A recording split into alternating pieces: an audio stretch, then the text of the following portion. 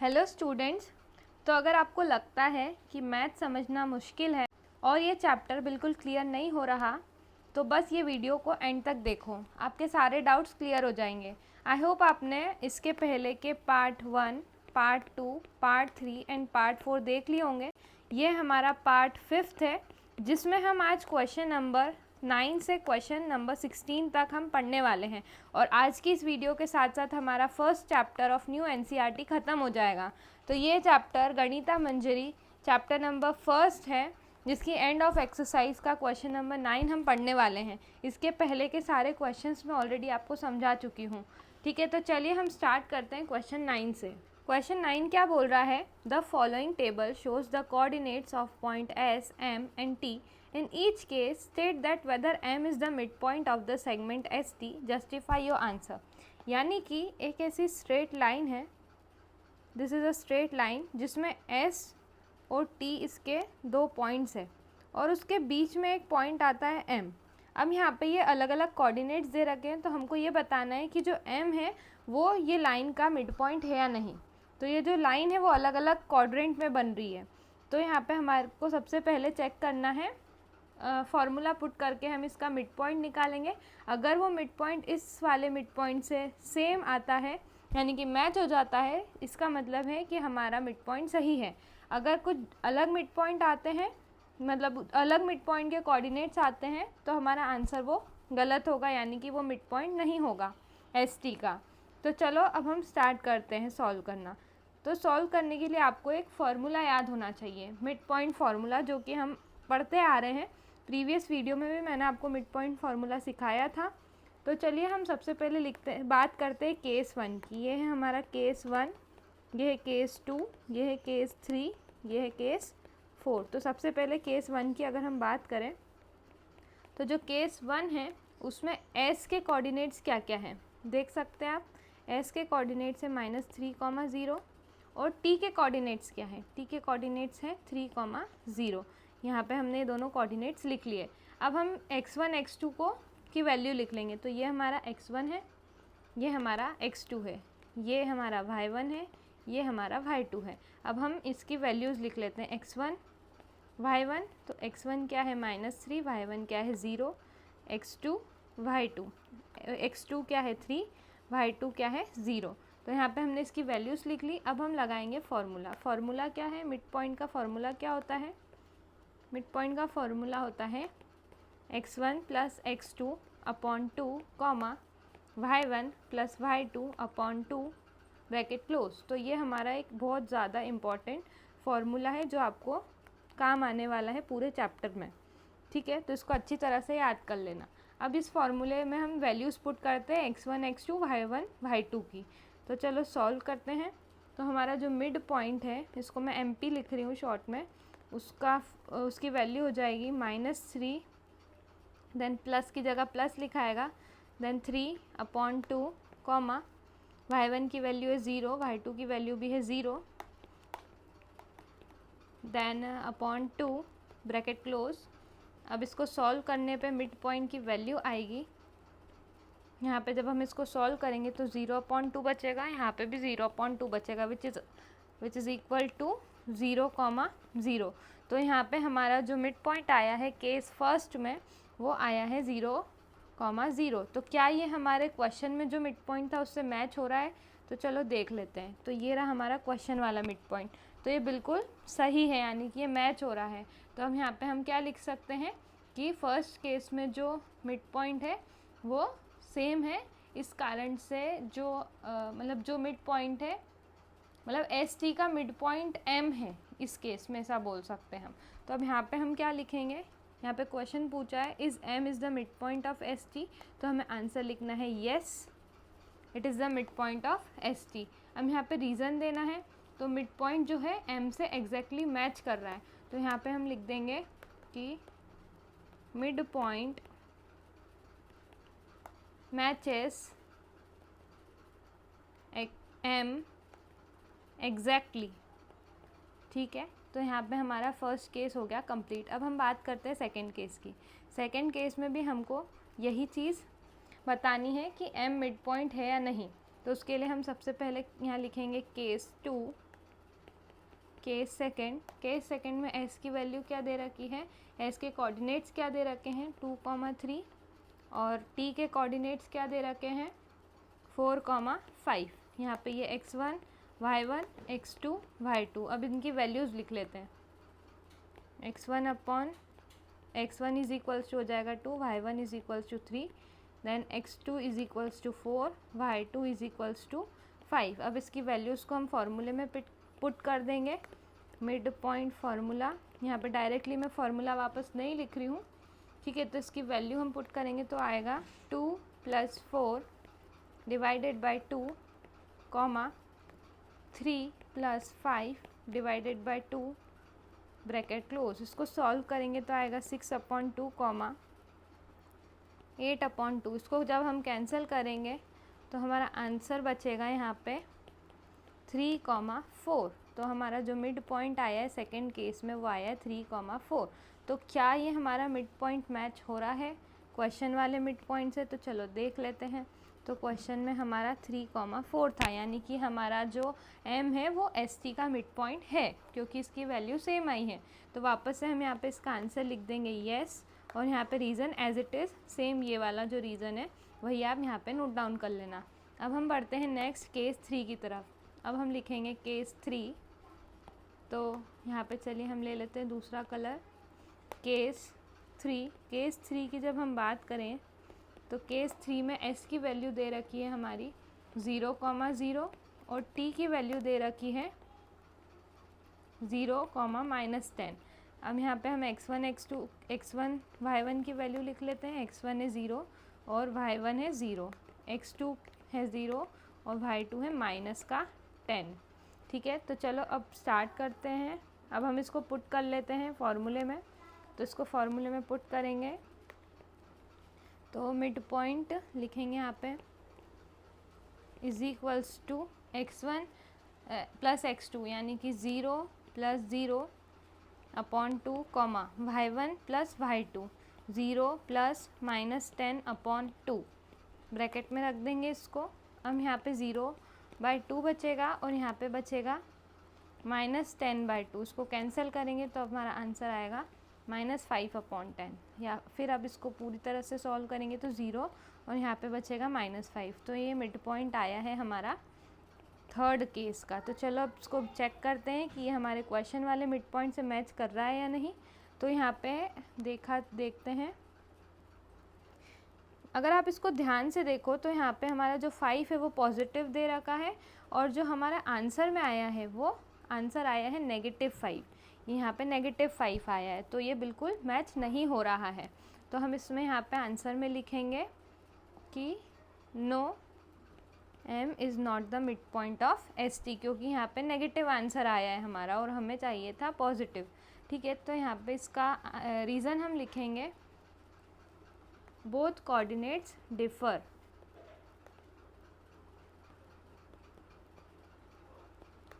या फिर both coordinates are different, ऐसा भी लिख सकते हैं।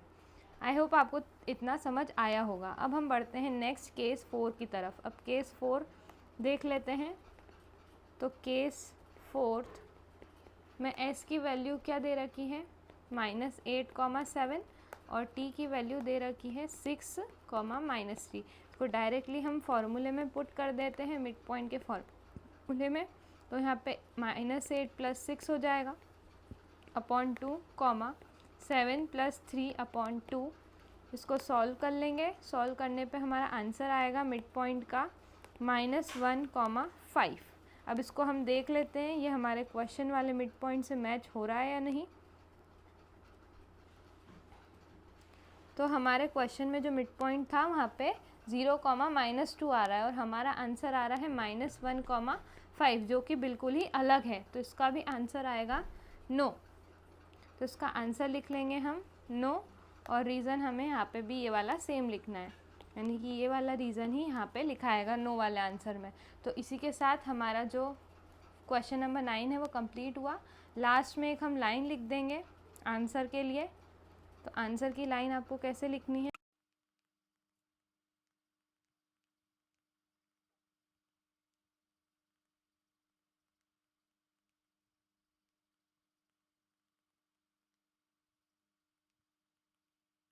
When M is the midpoint of ST, its coordinates are the averages midpoint of the coordinate S and T. इसी के साथ हमारा क्वेश्चन 9 कंप्लीट होता है। अब हम बढ़ते हैं नेक्स्ट क्वेश्चन नंबर 10 की तरफ। क्वेश्चन 10 क्या बोल रहा है? Use the connection you found to find the coordinates of B given that M -7, 1 is the mid point of A and B। यानी कि एक लाइन है, so this is the line AB जिसमें हमें इसका मिड पॉइंट दे रखा है M, और जो A है उसके कोऑर्डिनेट से 3, -4 और B के कोऑर्डिनेट से x, y और M के कोऑर्डिनेट से -7, 1। अब यहाँ पे अगर आप ध्यान से देखें तो हमारा जो B के कोऑर्डिनेट से वो x और y के फॉर्म में है। अब हमें इसकी वैल्यूज़ पुट करनी है x और y की, तो इसके लिए हमको सबसे पहले मिड पॉइंट फार्मूला यूज़ करना होगा M और AB में, मतलब AB लाइन के लिए हमको मिड पॉइंट फार्मूला यूज़ करना होगा। फिर मिड पॉइंट फार्मूला जब हम निकालेंगे उससे हमारी x की और y की वैल्यूज़ आ जाएगी। बहुत ज़्यादा ईजीएस्ट क्वेश्चन है ये इस एक्सरसाइज का। तो चलो मिड पॉइंट फार्मूला लिख लेते हैं सबसे पहले।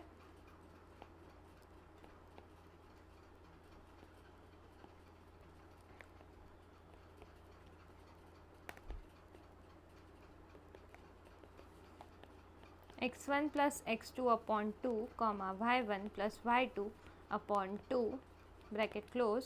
हम यहाँ पे x1 और x2 की वैल्यू पुट कर लेते हैं। तो इसके लिए हमको सबसे पहले x1 x2 इन सभी की वैल्यूज़ लिखनी होगी। तो यहाँ पे हम लिख लेते हैं कि यहाँ पे सबसे पहले लिखेंगे A के कोऑर्डिनेट्स, यहाँ पे लिख लेंगे B के कोऑर्डिनेट्स। अब हम x1 और y1 लिख लेंगे। x1 है 3 और y1 है -4। अब x2 और y2 लिख लेंगे। x2 है x और y2 है y। अब हम इसको फॉर्मूले में पुट कर देंगे।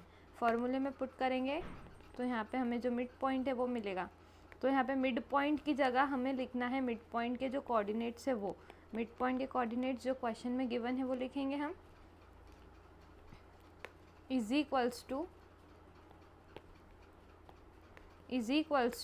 3 + x, यहाँ पे हम फॉर्मूले में पुट कर रहे हैं वैल्यूज़ को, -4 + y/2 ब्रैकेट क्लोज। अब आप अगर इसको ध्यान से देखें तो ये जो LHS है वो RHS के इक्वल है।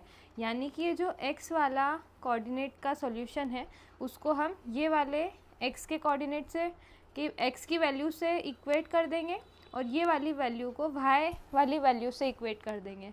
तो इसका हमें इक्वेशन इस तरह से मिलेगी 3 + x/2 = -7। यानी कि इसको इसके इक्वल रख दिया। इसी तरह से इस वाली वैल्यू को इसके इक्वल रख देंगे। तो यहाँ पे हमें मिलेगा -4 + y/2 = 1। अब हम इस इक्वेशन को, दोनों ही इक्वेशन को सॉल्व कर लेंगे। तो 3 + x = -7 × 2 हो जाएगा। -4 + y = 1 × 2 हो जाएगा। 3 + x = -14, -4 + y = 2। x को अकेला छोड़ देंगे, 3 इधर नेगेटिव हो जाएगा राइट हैंड साइड आके। तो हमें इसकी वैल्यू जो मिलेगी x की वो मिलेगी -17।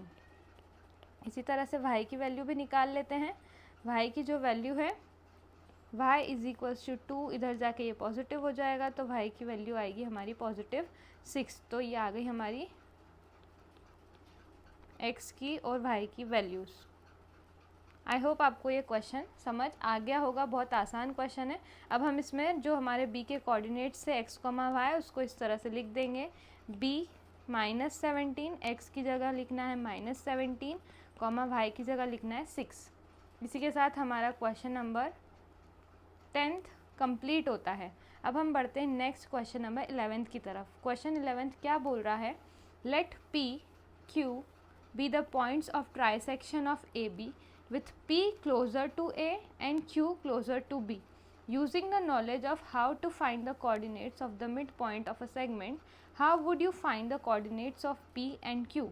Do this for the case when points are A and B. इस क्वेश्चन को आप बहुत ही ध्यान से समझना। तो इसमें क्या बोला है कि एक स्ट्रेट लाइन है A B, जिसमें जो P पॉइंट है वो ए के क्लोजर है, यानी कि पी पॉइंट यहाँ पे है और जो बी है वो बी के क्यू पॉइंट जो है वो बी के क्लोजर है, यानी कि इस तरह से। और ये जो पूरी लाइन है ये 3 सेक्शन में डिवाइड हो रही है, ट्राई सेक्शन हो रहा है मतलब यहाँ पे ए बी का, यानी ए बी 3 टुकड़ों में डिवाइड हो रहा है। पहला हिस्सा ये, दूसरा ये और तीसरा ये। अब यहाँ पे हमें ए के और बी के कोऑर्डिनेट्स गिवन है क्वेश्चन में। ए के कोऑर्डिनेट्स है 4,7 और बी के कोऑर्डिनेट्स है 16,-2। ठीक है, अब हमको पी और क्यू के कोऑर्डिनेट्स निकालना है, तो निकाल लेते हैं हम। पर आप सोचोगे कि कैसे निकलेंगे, तो इसके लिए हमें क्या करना पड़ेगा। देखो, सबसे पहले हम यहाँ पे लिखेंगे कि हमारी जो x की वैल्यू है उसकी वैल्यू में क्या चेंज आ रहा है, change in x on moving from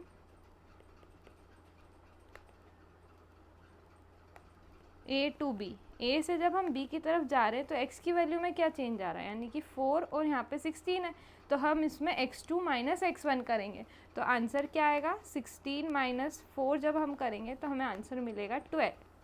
तो ये 12 हमारा जो है वो x की वैल्यू हमें मिली है, यानी कि इसकी जो लेंथ है वो मिल गई है। ठीक है, ए बी की x के कोऑर्डिनेट्स के अगर हम बात करें तो अब हमें चेंज इन y निकालना है। Change in y on moving from a to b। वापस से हम वही करेंगे, y2 माइनस y1 करेंगे, तो y2 था -2 माइनस y1 क्या था 7, तो यहाँ पे हमें आंसर मिलेगा -9। तो ये हमें दो वैल्यूज़ मिल गई x और y की। अब अगर हमको पता है कि इस, यानी कि एक तरह से देख सकते हैं कि हम इसकी लेंथ निकाल ली हमने, तो अब ये लेंथ को हमको 3 हिस्से में डिवाइड करना होगा, क्योंकि ट्राई सेक्शन हो रहा है, 3 इक्वल पार्ट्स में डिवाइड हो रही है भी। तो यहाँ पे लिखेंगे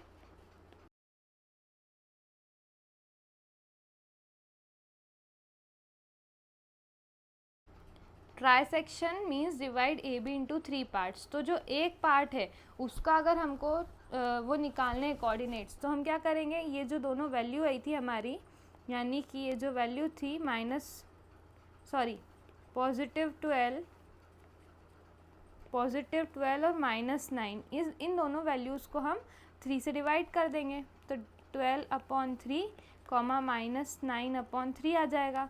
अब हम इसको कैंसिल कर लेते हैं, कैंसिल करेंगे तो 3 4 ज़ा 12 एंड 3 3 ज़ा 9। तो हमें जो दो कोऑर्डिनेट्स मिले वो मिले 4, -3। तो ये हमें एक पार्ट के कोऑर्डिनेट मिल गए, यानी कि अब हम इससे निकाल लेंगे हमारे कोऑर्डिनेट ऑफ p निकाल लेंगे। ठीक है, अब कोऑर्डिनेट ऑफ p कैसे निकलेगा, सबसे पहले लिख लेते हैं कोऑर्डिनेट ऑफ p, जो कि 1 स्टेप अहेड है a के। तो इसमें किस तरह से निकलेगा हमारे पॉइंट्स, तो जो हमारा सबसे पहले जो a की वैल्यू थी, और जो हमने a की वैल्यू क्या थी 4,7 थी, तो अब ये जो 4,7 है उसमें हमको ये जो दोनों नंबर्स आए हैं हमारे उसको ऐड करना होगा। तो यहाँ पे x में हम ये वाला 4 को ऐड कर देंगे, और जो y वाला 7 था उसमें हम ये वाली वैल्यू को ऐड कर देंगे -3 इसको। तो हमें जो आंसर मिलेगा वो होंगे हमारे p के कोऑर्डिनेट्स। तो यहाँ पे 8 बचेगा और यहाँ पे 7 -3 क्या हो जाएगा, 4 हो जाएगा। तो ये पॉइंट्स आए हैं हमारे कोऑर्डिनेट्स ऑफ p। तो यहाँ पे p के कोऑर्डिनेट्स आ गए। अब इसी तरह से हम निकाल लेंगे q के कोऑर्डिनेट्स ऑफ q। अब हम निकाल लेते हैं कोऑर्डिनेट्स ऑफ q। अब अगर आप ध्यान से देखें इस लाइन को, तो हमें यहाँ पे a की वैल्यू पता चल गई, p की वैल्यू भी हमने फाइंड आउट कर ली, अब बची सिर्फ q की वैल्यू। तो q को अगर आप ध्यान से देखें तो वो pb का मिड पॉइंट है, तो यहाँ पे हम मिड पॉइंट फार्मूले से q की वैल्यू निकाल लेंगे। तो यहाँ पे हम सबसे पहले हमारी जो काम की चीज़ है, यानी कि जो लाइन हमें यूज़ हो रही है pb, वो ड्रॉ कर लेंगे और यहाँ पे q। तो p की वैल्यू क्या है 8,4, b की वैल्यू क्या है 16, -2। यहाँ पे मिड पॉइंट फार्मूला यूज़ कर लेंगे, तो हमारा mid point formula x2 + x1/2, y2 y1 + y2/2। तो यहाँ पे x1 क्या है, x1 y1 है 8 और 4, और x2 y2 क्या है 16 और -2 पुट कर देते हैं हम इसको फॉर्मूला में। तो 8 + 16/2, 4 + -2/2,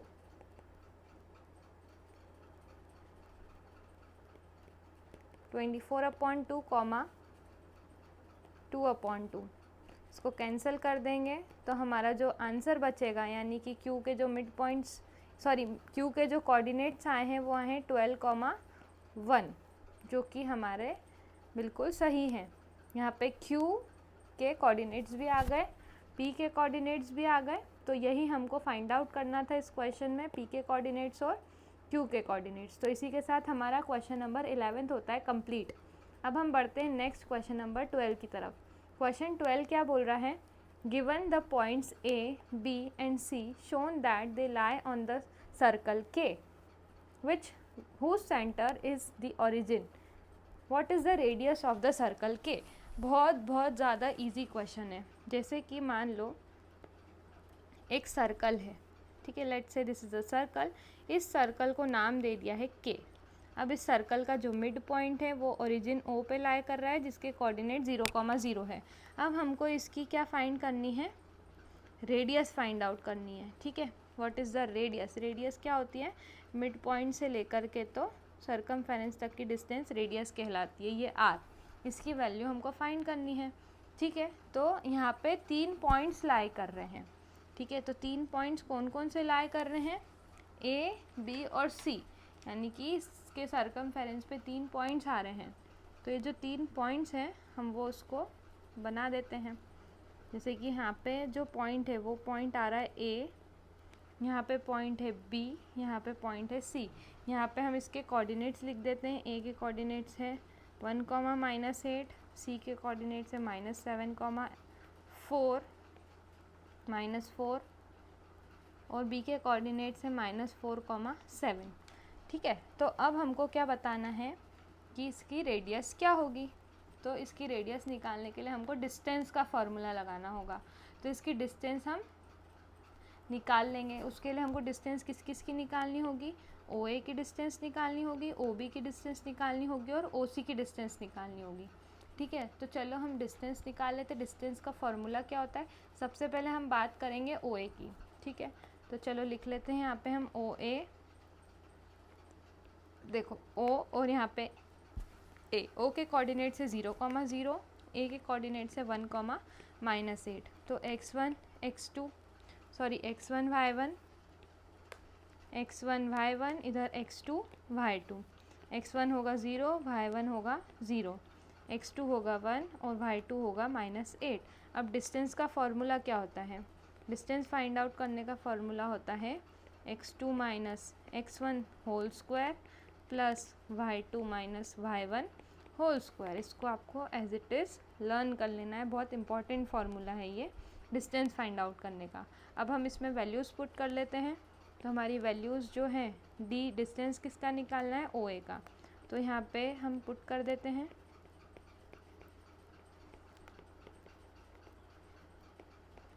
तो इसमें हम इसको जब सॉल्व करेंगे तो हमें आंसर मिलेगा यहाँ पे 1 स्क्वायर प्लस -8 होल स्क्वायर। यहाँ पे 1 + 8 × 8 = 64 होता है। तो यहाँ पे जो वैल्यू मिलेगी वो मिलेगी √65। तो OA की जो मेजर आया, OA का डिस्टेंस आया ओरिजिन से √65। इसी तरह से हम OB की निकाल लेंगे। इधर लिखेंगे O, इधर लिखेंगे B। 0,0, B के कोऑर्डिनेट्स है -4, 7। यहाँ पे x1 y1 इसकी वैल्यूज़ लिख देते हैं, x2 y2 फॉर्मूले में पुट कर देंगे। डिस्टेंस फार्मूला ही लगाना है यहाँ पे वापस से। तो वैल्यूज़ जब हम पुट करेंगे तो हमें इस तरह से ये वाली इक्वेशन मिल जाएगी। इसको सॉल्व कर देते हैं। इसको सॉल्व करने पे हमें मिलेगा -4 स्क्वायर प्लस 7 स्क्वायर। इसको और फर्दर सॉल्व करेंगे तो यहाँ पे 4 × 4 = 16 प्लस 7 × 7 = 49। तो यहाँ पे OB की डिस्टेंस आ गई √65 which is equal to OA। तो यहाँ पे हमारे ओ बी की डिस्टेंस आ गई। अब इसी तरह से ओ सी की डिस्टेंस निकालेंगे। ओ के कोऑर्डिनेट्स ये, सी के कोऑर्डिनेट्स ये। O C is equals to, फिर से फॉर्मूले में वैल्यूज़ पुट करेंगे, -7 -0 whole square plus -4 -0 whole square. इसको सॉल्व करेंगे, -7 स्क्वायर प्लस -4 स्क्वायर, 7 7 ज़ा होता है 49 प्लस 4 4 ज़ा 16। तो ओ सी की वैल्यू मिल गई हमको 65, √65। तो यहाँ पे ओ सी की वैल्यू आ गई, ओ ए की वैल्यू भी आ गई, ओ बी की वैल्यू भी आ गई और ओ सी की वैल्यू भी आ गई, और तीनों की जो वैल्यूज़ थी वो तीनों इक्वल आई है, विच इज़ इक्वल टू √65। ठीक है, तो अब इससे हमें क्या पता चला कि ये जो पॉइंट्स है वो सभी सर्कल के ऊपर ही लाई कर रहे हैं, जिसमें जो रेडियस ऑफ सर्कल है वो क्या आया है, √65 आया है। तो इसे हम लिख लेते हैं, आंसर नंबर फर्स्ट।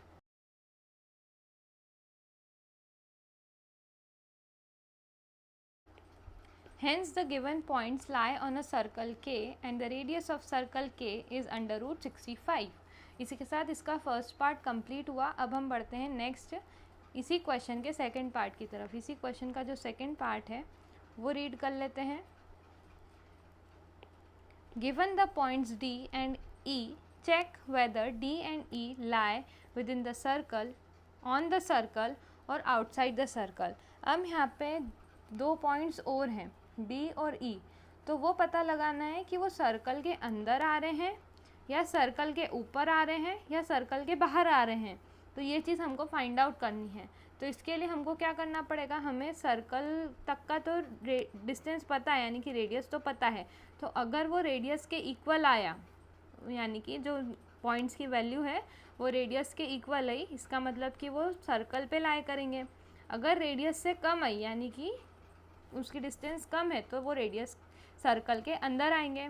अगर वो रेडियस की वैल्यू से बड़े हैं, बड़ी वैल्यू आई, तो मतलब कि वो सर्कल के बाहर आएंगे पॉइंट। तो हम इसके लिए सबसे पहले डिस्टेंस निकाल लेते हैं ओ डी और ओ ई की। ओ डी और ओ ई की वैल्यूज़ किस तरह से निकलेगी, तो इसके लिए सबसे पहले हम लिखते हैं ओ, फिर लिखते हैं डी। ओ डी की निकालिए ना, तो 0,0, डी की जो वैल्यू दे रखी है -5,6 दे रखी है, x1 y1 x2 y2। अब इसको डिस्टेंस फार्मूला में पुट कर देंगे, -5 -0 whole square plus 6 -0 whole square. इसको सॉल्व कर लेंगे तो हमें मिलेगा 25 और इधर मिलेगा 36। तो इसकी जो वैल्यू आएगी वो √61 आएगी, यानी कि ओ डी की लेंथ कितनी आ गई, डिस्टेंस कितनी आ गई ओरिजिन से, 61, √61 आई है। अब इसको 61 तो जो है √61 तो छोटा होता है √65 से, ठीक है।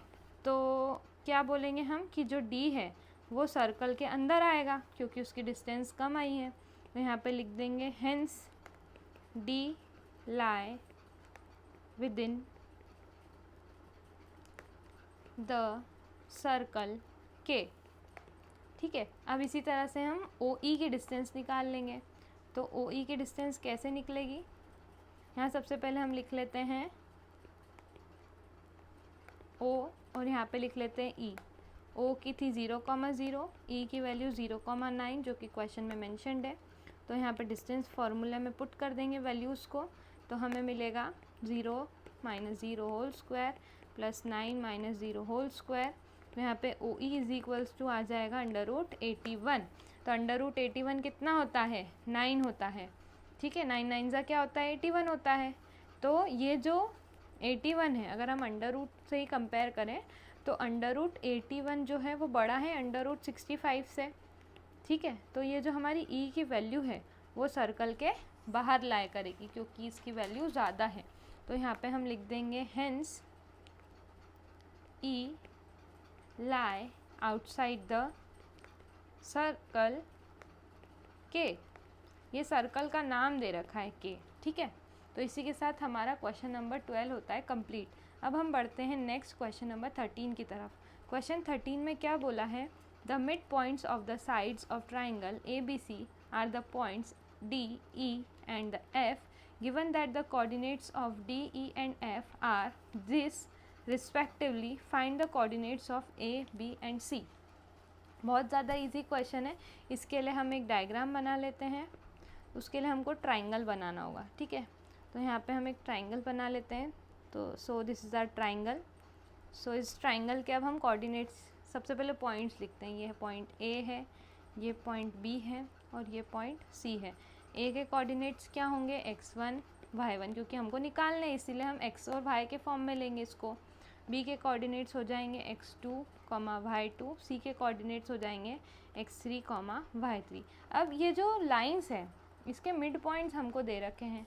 तो मिड पॉइंट्स क्या दे रखे हैं, D, E, F की वैल्यू दे रखी है। तो AB का मिड पॉइंट है D, जिसकी वैल्यू दे रखी है 5, 1। और BC का जो मिड पॉइंट है, BC का मिड पॉइंट क्या है, E के मिड पॉइंट्स दे रखे हैं 6, 5। और जो AC है उसका मिड पॉइंट है F, जिसकी वैल्यू दे रखी है 0, 3। ठीक है, तो इसमें हम वापस से वही करेंगे। थोड़ा एक क्वेश्चन हमारा बड़ा होने वाला है बट बहुत इजी लगेगा आपको ये देखने के बाद। तो सबसे पहले हमको क्या करना है, AB की अगर हम बात करें तो AB में हम मिड पॉइंट फार्मूला लगाएंगे और हम x1 y1 और x2 y2 की एक इक्वेशन बना लेंगे, ठीक है। तो इसके लिए हमें क्या करना होगा, सबसे पहले लिख लेते हैं फॉर AB डिस्टेंस फार्मूला क्या हो जाएगा, x1 plus x2 y1 plus y2 upon 2। तो हमारी जो डिस्टेंस यानी कि जो मिड पॉइंट जो है, डिस्टेंस नहीं है मिड पॉइंट है D, तो मिड पॉइंट की वैल्यू दे रखी है यहाँ पे ये। तो यहाँ पे D की जगह इसकी कोऑर्डिनेट्स लिख लेंगे हम। तो D के कोऑर्डिनेट्स क्या है, 5, 1। इसको इक्वेट कर देंगे x1 plus x2 upon 2, y1 plus y2 upon 2। अब हमने जो पहले का एक क्वेश्चन था उसमें जो किया था कि ये वाली जो वैल्यू है, यानी कि ये वाले जो x का कोऑर्डिनेट है उसको इससे इक्वेट कर देंगे और ये वाली वैल्यू को y कोऑर्डिनेट से इक्वेट कर देंगे। तो हमें यहाँ पे एक इक्वेशन मिलेगी, x plus x1 plus x2 upon 2 is equals to 5 and y1 plus y2 is equals to upon 2 is equals to 1। तो x1 plus x2 is equals to 5 2 ज़ा 10 हो जाएगा, y1 plus y2 is equals to 2 1 ज़ा 2 हो जाएगा। तो यहाँ पे हमको ये दो इक्वेशन मिल गई, ठीक है।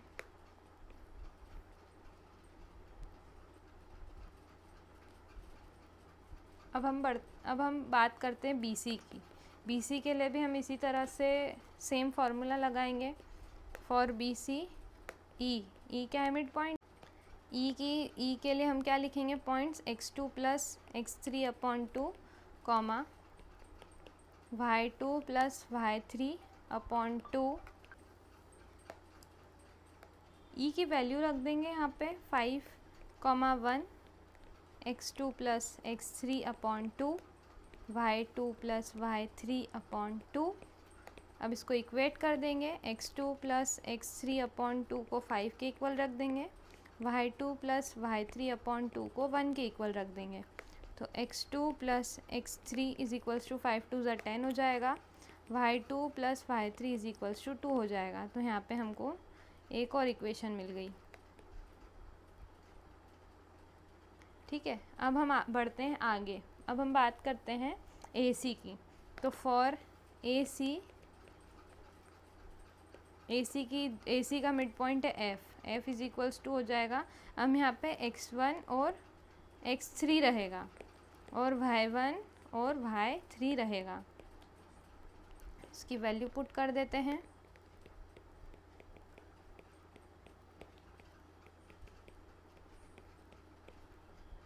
इसको इक्वेट कर देते हैं।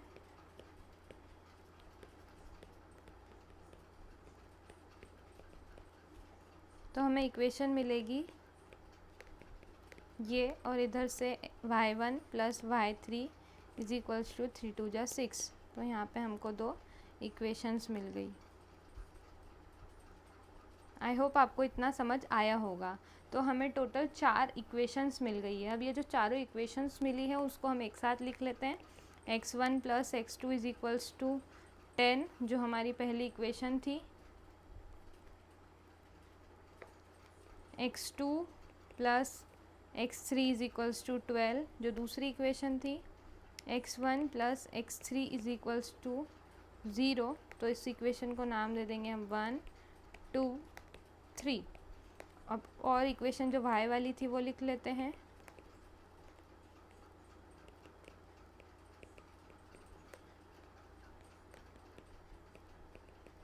यहाँ पे 4 छोड़ के यहाँ पे 5 लिखना, फिर यहाँ 6 और ये इसको नाम दे देते हैं 7। अब हम क्या करेंगे, इक्वेशन 1 2 3 को ऐड करेंगे। तो यहाँ पे लिखेंगे एडिंग इक्वेशन 1 2 एंड 3। तो हमें क्या मिलेगा, तीनों इक्वेशन को अगर आप ध्यान से देखें, ये तीनों इक्वेशन को, तो यहाँ पे हमें मिलेगा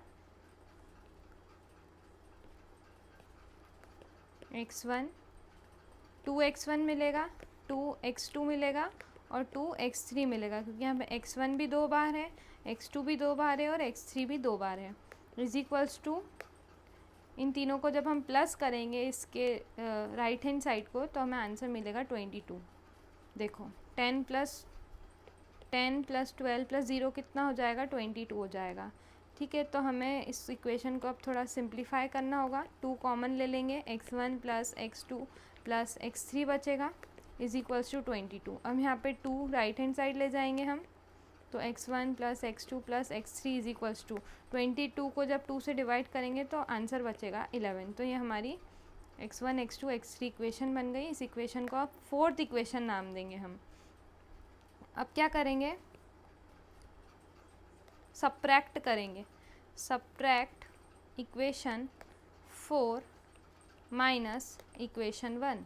4 को इक्वेशन 1 से माइनस करेंगे, तो सबसे पहले इक्वेशन 4 क्या बनाई हमने वो लिख लेते हैं, = 11। अब इसमें से हमको इक्वेशन 1 को माइनस करना है। ठीक है, तो हमारी इक्वेशन 1 ये थी।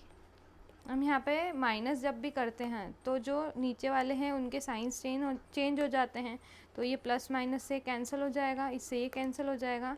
यहाँ पे x3 बचेगा और यहाँ पे बचेगा 1, यानी कि x3 = 1। x3 की वैल्यू क्या मिल गई हमको, 1 मिल गई। ठीक है, अब इसी तरह से हम x2 और x1 की वैल्यू भी निकाल लेंगे। उस x1 की वैल्यू निकालने के लिए हमको सब्ट्रैक्ट करना होगा। इक्वेशन 4 को इक्वेशन 2 से सब्ट्रैक्ट करना होगा, तो x1 + x2 + x3 = 11। और जो हमारी इक्वेशन 2 थी, इक्वेशन 2 लिख लेते हैं, x2 + x3 = 12। साइन चेंज कर देंगे।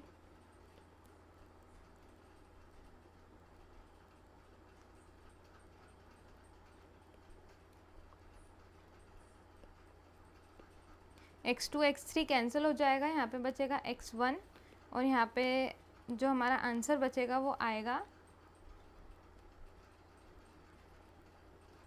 -1। ठीक है, अब इसी तरह से हम x2 की वैल्यू निकालेंगे। x2 की वैल्यू निकालने के लिए सब्ट्रैक्ट इक्वेशन 4 माइनस इक्वेशन 3। अब आप इसको सब्ट्रैक्ट करके देख लेना, मैं डायरेक्टली वैल्यू लिख रही हूँ। x2 की वैल्यू आएगी 11। ठीक है, तो यहाँ पे x2 की वैल्यू मिल गई हमको 11। ठीक है, अब हम बढ़ते हैं आगे। अब जो हमारे y वाली वैल्यूज़ थी, y1 y2 y3, वो निकाल लेंगे। तो उसके लिए हमको y की इक्वेशंस लिखनी होगी। तो जो y की इक्वेशन थी वो थी 5 6 और 7th इक्वेशन। तो हम ऐड कर देंगे इक्वेशन 5 6 एंड 7 को। तो हमें मिलेगा 2y1 + 2y2 + 2y3। जैसे हमने x की वैल्यू निकाली थी इसी तरह से हम y की भी निकाल लेंगे। 2 कॉमन ले लेंगे,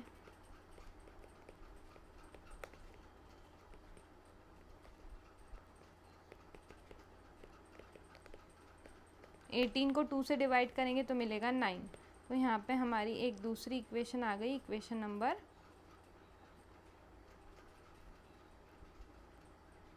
8। इस इक्वेशन को क्या नाम देंगे हम? इक्वेशन 8। अब इसी तरह से जैसे हमने पहले सब्ट्रैक्ट किया था, अब हमारी y वाली जो मेन इक्वेशन है यानी कि इक्वेशन 8, उसमें से हम माइनस करेंगे सबसे पहले इक्वेशन 7 को। तो माइनस करने पे हमारी y3 की वैल्यू मिलेगी जो कि आएगी 7। ठीक है, अब इसको सॉल्व करके देख लीजिएगा, यही आंसर मिलेगा आपको। अब हम सब्ट्रैक्ट करेंगे इक्वेशन 8 में से इक्वेशन 6 को, तो y1 की वैल्यू मिलेगी -1। ठीक है, तो यहाँ पे हमें y1 की वैल्यू मिल गई। अब सब्ट्रैक्ट करेंगे इक्वेशन 8 में से इक्वेशन, यहाँ पे 6 को करा था हमने, अब यहाँ पे हम वापस से ये यहाँ पे ना हमने 5th इक्वेशन ली थी, यहाँ पे 5th इक्वेशन लेना है और यहाँ पे 7th लेना है। तो हमें y2 की वैल्यू मिलेगी 3। ठीक है, आई होप आपको ये यहाँ तक क्लियर हो गया होगा। सब्ट्रैक्ट आप करके देख सकते हैं, 2 सब्ट्रैक्शन मैंने बता दिए हैं, इसके आगे के आप खुद ट्राई कीजिएगा। अब हम इसमें लास्ट में सारी वैल्यूज़ लिख लेते हैं, x1 x2 x3 y1 y2 y3 की, फिर हम उससे कोऑर्डिनेट्स बता देंगे। तो यहाँ पे x1 की वैल्यू क्या निकली थी? -1। y1 की वैल्यू क्या निकली थी? -1। इसी तरह से x2 और y2 की वैल्यू आई थी 11 और 3। इसी तरह से x3 और y3 की वैल्यू आई थी 1 और 7। अब ये सारे जो वैल्यूज़ है उसको हम इसमें पुट कर देंगे। तो a के कोऑर्डिनेट्स क्या है? -1, -1। b के कोऑर्डिनेट्स क्या है? 11, 3। c के कोऑर्डिनेट्स क्या है? 1, 7। तो यही चीज़ आपको फाइंड आउट करने को बोली थी, a, b और c के कोऑर्डिनेट्स, जो कि हमने फाइंड आउट कर लिए हैं, a, b एंड c के कोऑर्डिनेट्स। आई होप आपको ये क्लियर हो गया होगा। तो इसी के साथ हमारा क्वेश्चन नंबर 13 होता है ख़त्म। अब बढ़ते हैं क्वेश्चन 14 की तरफ। तो क्वेश्चन 14 में ये बहुत बड़ा क्वेश्चन है, तो आप इसको एक बार रीड कर लीजिएगा, वीडियो को पॉज करके। मैं डायरेक्टली आपको समझा देती हूँ। तो यहाँ पे मेनली एक सिटी है जिसमें 2 मेन रोड्स हैं जो कि एक दूसरे को क्रॉस कर रहे हैं सेंटर ऑफ सिटी में। ठीक है, तो अगर आप इस डायग्राम में देखें तो ये 2 रोड्स दिख रहे हैं आपको, ये और ये, तो एक दूसरे को सेंटर पे ये क्रॉस कर रहे हैं, ये मेन रोड्स हैं। अब ये जो दोनों रोड हैं वो हैं डायरेक्शन नॉर्थ साउथ में और ईस्ट वेस्ट डायरेक्शन में, और all the streets of the city run parallel to these roads are of 200 metre apart. यानी कि इसके आसपास जितनी भी स्ट्रीट्स है, यानी कि ये जो आप देख सकते हैं ये आसपास की स्ट्रीट्स है, ये इसके कितने दूर है? यानी कि अगर हम यहाँ से लेके यहाँ तक की एक स्ट्रीट की डिस्टेंस की बात करें तो वो 200 मीटर की। इसी तरह से यहाँ से लेके यहाँ तक की 200, 200, 200, इतना इसका डिस्टेंस है सभी स्ट्रीट्स का, 200 मीटर का। Now there are 8 streets. तो ये डायग्राम आपको बनाना होगा, ये इस क्वेश्चन का सॉल्यूशन है। तो ये यहाँ पे टोटल 10 स्ट्रीट्स बनानी है। तो यहाँ पे आप इस तरह से 10 लाइन्स ड्रॉ कर सकते हैं, और जो बीच वाली लाइन है ये और ये, इसको आपको कोई सा भी नंबर नहीं देना है, इसको आपको सिंपली रोड यानी कि मेन रोड जो था उसको आर से डिनोट करना है, और स्ट्रीट S1, S2, S3 इस तरह से टोटल 10 स्ट्रीट्स इधर ड्रॉ करनी है, और यहीं पे से S1 शुरू करना है और यहाँ पे S10 आना चाहिए, और बीच में R है 5 और 6th स्ट्रीट के बीच में। यहाँ पे आप डायरेक्शन लिख लेना north south east and west. तो हमने यहाँ पे स्ट्रीट्स ड्रॉ कर ली। अब इसके बाद क्या करना है? Using 1 centimetre is equals to 200 metre, draw a model of the city in your notebook, represent the road and streets by single line. तो बेसिकली जो हमारा क्वेश्चन नंबर 1 है उसका आंसर यही है।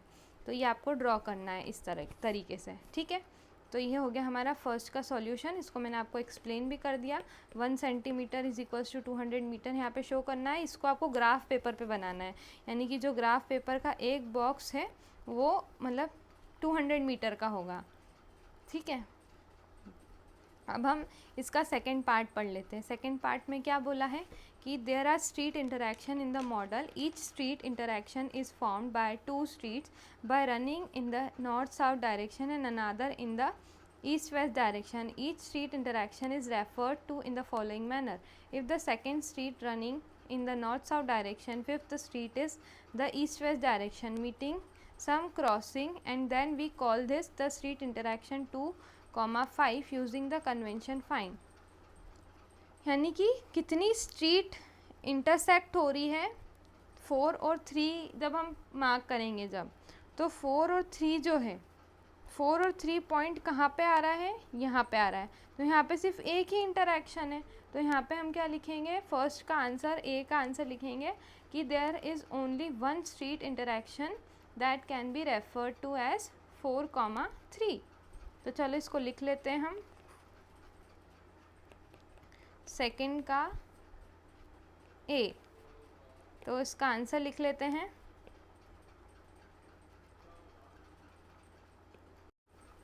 तो ये हो गया हमारा फर्स्ट का आंसर। ठीक है, 4, 3 ऐसा नहीं लिखना है हमें। Wide and 600 pixel high, a circular icon of radius 80 pixel is drawn with its center at the point A. Another circular icon of radius 100 pixel is drawn with its center on point B. Determine whether any point of either circle lies outside the screen। अब यहाँ पे बोला है कि 1 centimetre जो है उसको 100 pixel रखना है, यानी कि ग्राफ लेना है आपको, उसमें इस तरह से आपको पिक्सल्स ड्रॉ करने हैं। तो यहाँ पे 100, 200, 100 का गैपिंग लेके यहाँ पे टोटल 800 तक बनाना है। 800 तक क्यों बनाना है, क्योंकि यहाँ पे बोला है 800 पिक्सल वाइड, यानी कि स्क्रीन जो है वो 800 पिक्सल वाइड है और उसकी जो हाइट है वो कितनी है, 600 पिक्सल। तो यहाँ पे आपको 600 तक बनाना है। अब आपको क्या करना है कि ए और बी पॉइंट्स को मार्क करना है। तो ए पॉइंट कहाँ पे आ रहा है हमारा 100, 150 पे, और बी पॉइंट आ रहा है 250, 230 पे। तो ये आपको यहाँ पे कोऑर्डिनेट्स को पॉइंट्स को यहाँ पे ग्राफ पे शो करना आता होगा। अगर नहीं आता है तो आप इंट्रोडक्शन वाली वीडियो को जा कर के देखिए, वहाँ पे मैंने आपको पूरा स्टार्टिंग से बेसिक से समझाया है। अब इसकी जो अगर इसमें बोला है कि इसका जो सर्कल का रेडियस है वो है, यानी कि ए पॉइंट के लिए 80 पिक्सल्स का है। तो यहाँ पे अगर हम 80 की दूरी रखें, यानी कि 80 रेडियस लें, तो इसका सर्कल इस तरह से ड्रॉ होगा। और बी से रेडियस है 100 पिक्सल, यानी कि थोड़ा सा बड़ा है, तो ए बी से यहाँ पे इतना बड़ा सर्कल यहाँ पे ड्रॉ होगा। तो पूछा है कि क्या ये जो पॉइंट है, यानी कि ये जो सर्कल्स है, क्या वो स्क्रीन के बाहर जाएंगे, तो बिल्कुल नहीं, ये जो है ये स्क्रीन के अंदर ही आ रहे हैं दोनों सर्कल्स। तो यहाँ पे हमें आंसर लिखना है। देखो आंसर क्या लिखेंगे हम, plot the point A B C and D in the coordinate plane, is A B C D a square, can you explain why, what is the area of the square.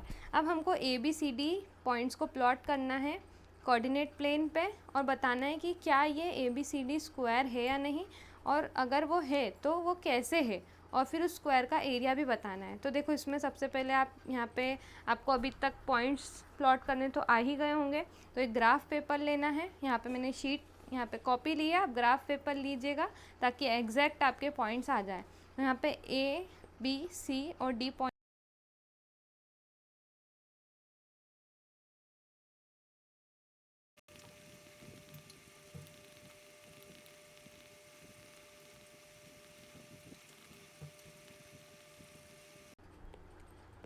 तो यहाँ पे हमारी ए B C D और D A चारों की value आई है √10। इसका मतलब कि इसकी जो डिस्टेंस है स्क्वायर की वो पूरी इक्वल आ गई है, यानी कि वो एक स्क्वायर है।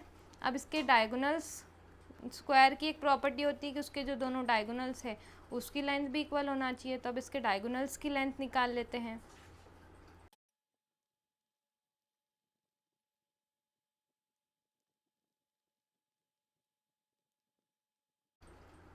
तो इसके डायगोनल्स की लेंथ आ गई ए सी और बी डी, दोनों की लेंथ इक्वल आई है, यानी कि इसके जो स्क्वायर के डायगोनल्स है वो भी इक्वल है।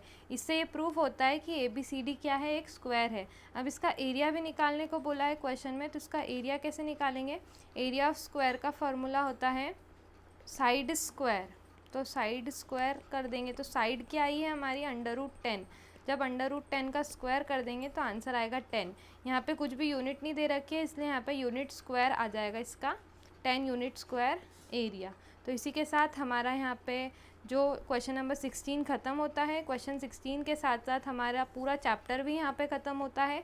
आई होप आपको ये वीडियो अच्छी लगी होगी। अगर आपको इस वीडियो से वैल्यू मिली तो जल्दी से चैनल को सब्सक्राइब कर दीजिए और कमेंट करके बताइए कि आपको अब कौन से नए चैप्टर के एक्सप्लेनेशन चाहिए। यहाँ पे इस चैनल पे मैं साइंस की वीडियोस भी अपलोड करती हूँ। साइंस के सारे डायग्राम्स के ट्यूटोरियल आपको मिल जाएंगे, साइंस एक्सप्लेनेशन मिल जाएगा, मैथ्स के एक्सप्लेनेशन मिल जाएगा। तो stay tuned for more such content. Thank you.